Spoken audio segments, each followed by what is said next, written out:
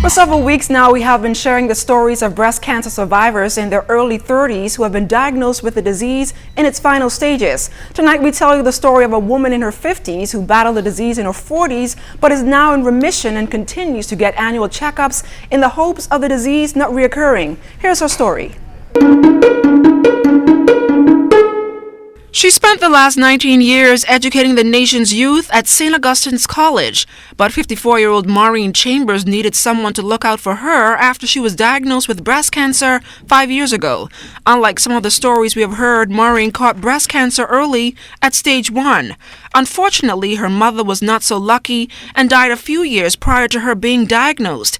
It was a devastating blow, but she says it helped her to fight her own battle head on. When he did say, yes, it is breast cancer, I was the usual shock and disbelief, but I can't say that I was surprised because, as I said, the lump was there. I was always aware there was this risk, so I would always have my annual physicals, but it was missed.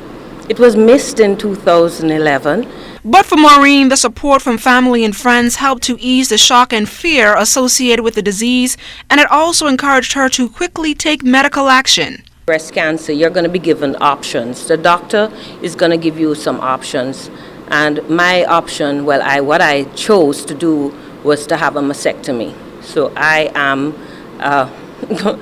a living example of what somebody with a mastectomy would look like, and I did not have reconstruction, so I wear a prosthesis. I had to do 6 weeks of chemotherapy, and that's because I caught mine very early. I caught mine at stage 1.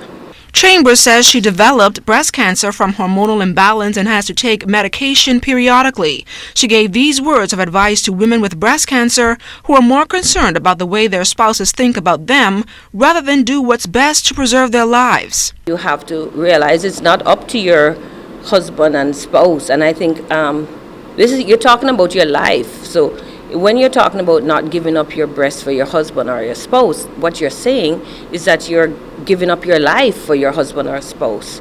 I suppose that is a decision that every woman has to make for herself, but I certainly don't agree with that, and I think any person who loves you, they would much rather be with you for many years than to have you gone just to keep one breast. It's just a breast.